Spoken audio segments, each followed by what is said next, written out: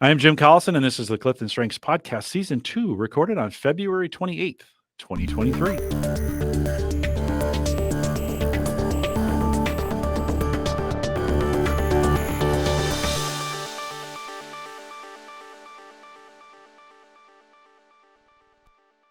In this Clifton Strengths podcast series, we'll look at the Clifton Strengths for Leaders report, one theme at a time. And today's theme is focus. If you're listening live, love to have you join us in the chat room. If you don't see it, there's a link to it right above me. Or if you're listening after the fact and you have questions, you can always send us an email, coaching@gallup.com. Dr. Jaclynn Robinson is our host today. She works as a senior learning and development consultant and has joined me for season 1 of the Clifton Strengths podcast. Maybe you didn't even know there's a season 1, and there is. Head out, all our high focus people are like, or low focus, like, I didn't even know it was there. Head out to season 1 of the Clifton Strengths podcast, where you looked at well-being for work, one theme at a time. Jaclynn did that with me as well. Jaclynn, welcome back. Thank you. We are spending some time talking about focus today. 34 for me. It's going to show. I'm going to admit it right off the bat. Own it. But yeah, here we go. Let's dig in a little bit. When we talk about focus, what do we mean? Yes, someone with focus can take a direction, follow through, and make the corrections necessary to stay on track. You prioritize, then act. Dun, dun, dun. Yeah, not so good but high adaptability. Some of these higher ranger allows me to do some other things, maybe just not quite with that focus. We're spending this seasons talking about the power of these themes in the context of the Clifton Strengths for Leaders report as we talk to leaders. What is the power of this theme in a leadership role? Yeah, this theme can help guide the leadership team in a clear, streamlined direction with the singular focus. They're probably going to be asking questions like, what's the primary goal here? What's our strategic initiative for the year? Are we keeping the mission of the organization top of mind? So with that answer in mind, they can ensure everyone then stays on course. Sounds pretty important. Can I be a leader without focus? I mean, I hope so, but can I be a leader without focus? I mean, is focus one of those required themes for leadership? No. Okay. Talk a little bit about that. Yes, I'd say, what do you use instead to motivate you, to course correct, to keep you on track? Might not be even something that they naturally feel they do, but there's an accountability partner, or there's a business partner or a fellow leader that they lean on that continues to direct them. So I'd say, what are you using instead, or what systems are you using instead? Yeah. You gotta come up. Things have to get done, right? You can't just be, I don't have any focus. We can't do anything. Sorry. I think this is one of those excuse themes at times where those of us that don't have it go, well, don't have it. You're screwed. Sorry. Bye.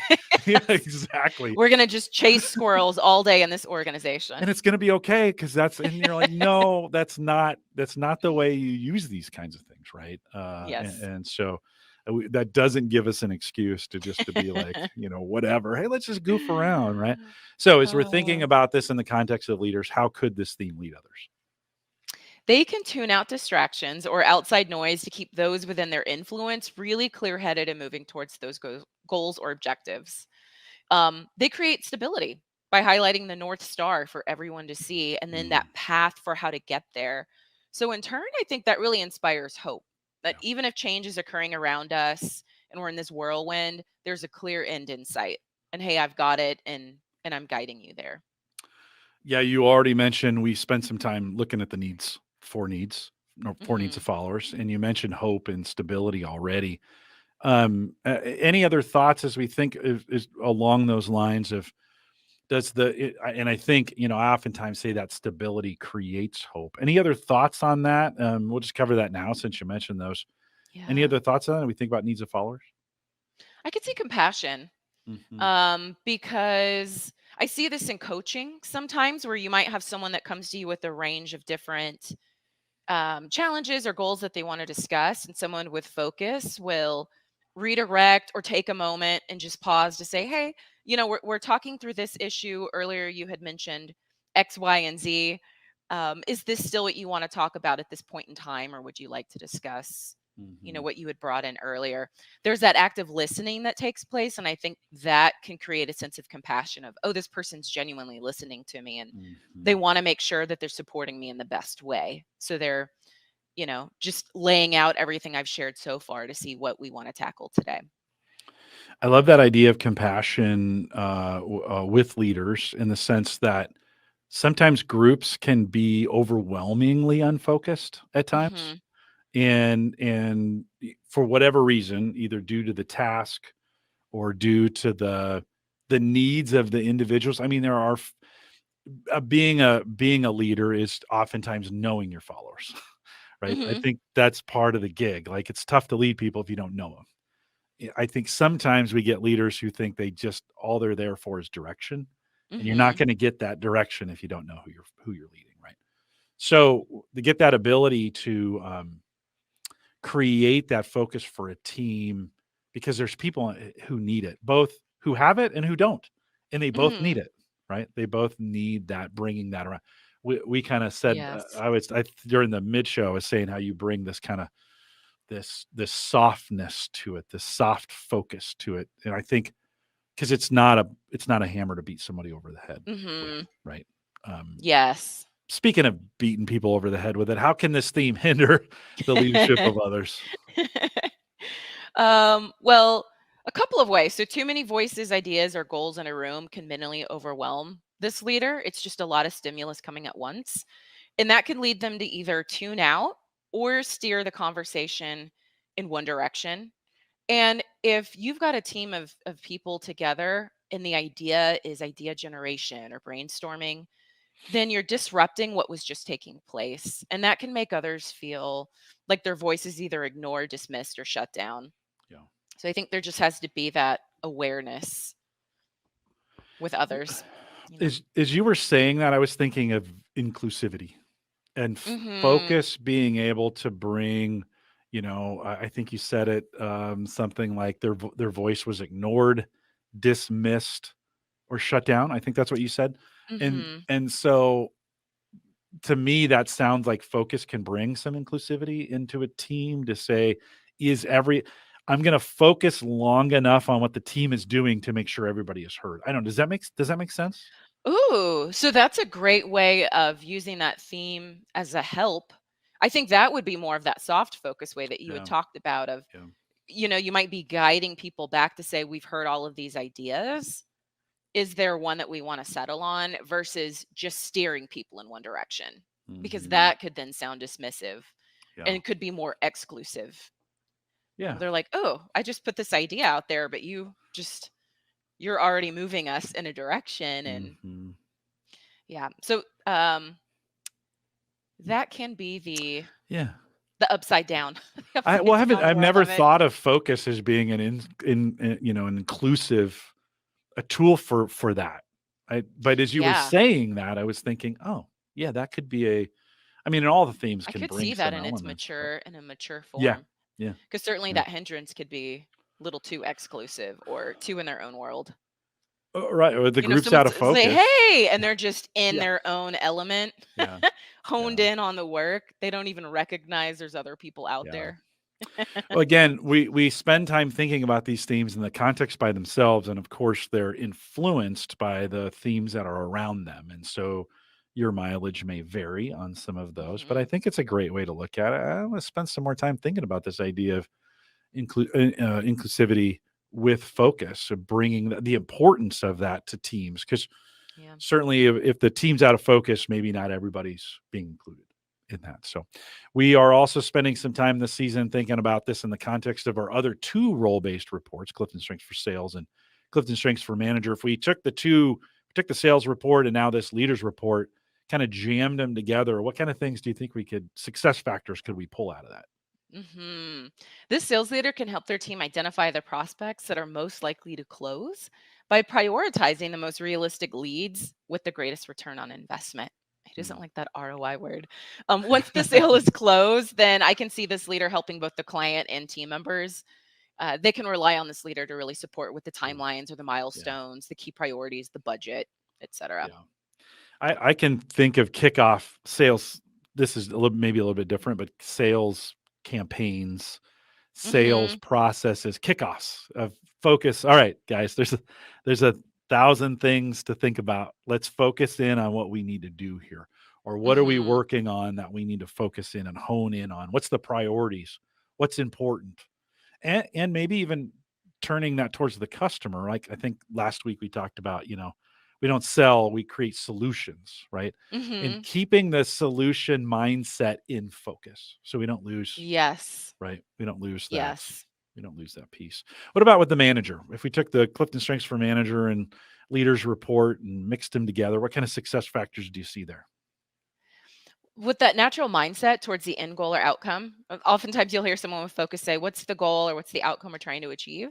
Employees can appreciate how this manager helps them craft their career development plan with present responsibilities, development, stretch goals, all in alignment with that long term career Mhm, trajectory. And mhm, then those regular check ins then become that opportune time to make sure that they're still on course. So I think mhm. they'd be really good at helping them see that long term goal in the present steps of getting there. Yeah, two words, developmental review, right? Yes. In our 5 coaching conversations, right, of Yes. spending that time focusing in, okay, let's not get lost. It's super easy when we're doing those to let those become performance reviews. That's not what Mhm. they are. It's not a performance review. It's a developmental time. It's to spend some time looking ahead, staying focused on that from how are you developing? Where are you getting better? Where are you having successes from a Mhm. internal learning standpoint in the way you're doing that? That's to develop you, right? Outcomes are Yes. outcomes are a little different. But we mix them together. We often mix them together, and sometimes they're hard to separate, just to be honest.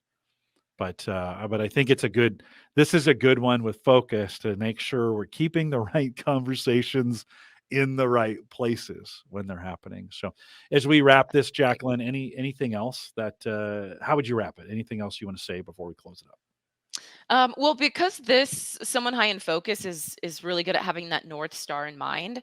Right now, at least what I'm seeing in engagement surveys, you've got a lot of followers in an organization that are really trying to understand where the company's taking them.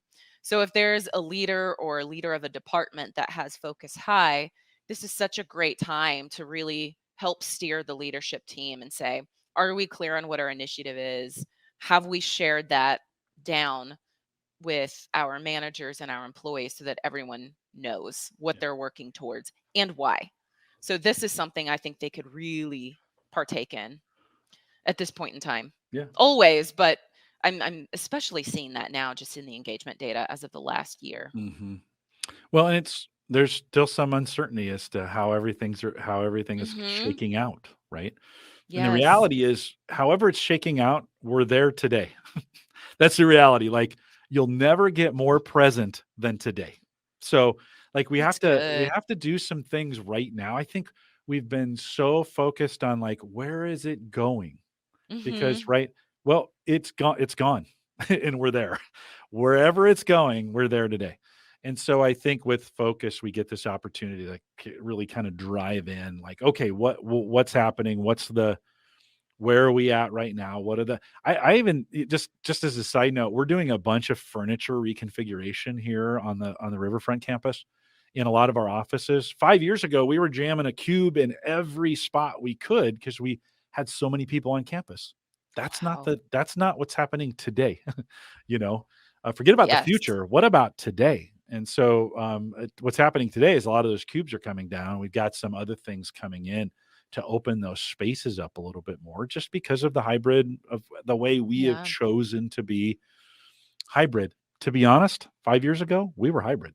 We're just a different kind of hybrid, right? Mhm. And so anyways, we get to this idea of where are we at today and what's the focus on what we're doing right now and how are we helping people in what I heard you say just a minute ago in the engagement numbers or how are we helping them to be engaged not in the future but right now, right, in what they're doing. Well, Yes. And where are we taking them? yeah, yeah. What I are we mean, doing now and where are we going? we have to focus on the future for sure, but today you can't miss today, right? That's right. You can't miss it in the process. Well, with that, we want to remind everyone To take full advantage of all the resources we have available now in Gallup Access, head out to gallup.com/CliftonStrengths. Hit the menu, upper left-hand corner, choose resources. By the way, there's a whole bunch of other things there that you can, since we're talking about focus, that you can focus on. Your learning center is there. Your code management is there. If that's important to you as a coach, some of those things, that's the menu where it's at. And then choose resources and go over to the search tab, put in focus, and everything we've done on it is available for you there. Great resources, great resource for you to be able to stay up to date. Stay up to date with all the webcasts by finding us on Eventbrite, gallup.eventbrite.com. Create an account, follow us there. You'll get a notification when I post new things, and then join us on any social platform. You can tell I've been talking for an hour by searching Clifton Strengths. And we want to thank you for coming out today. Of course, if you enjoyed it, share it, like it, hit all those buttons, subscribe, all those other things that you're supposed to do. And for those who are listening live, we'll do a smidgen of post show. With that, we'll say goodbye, everybody.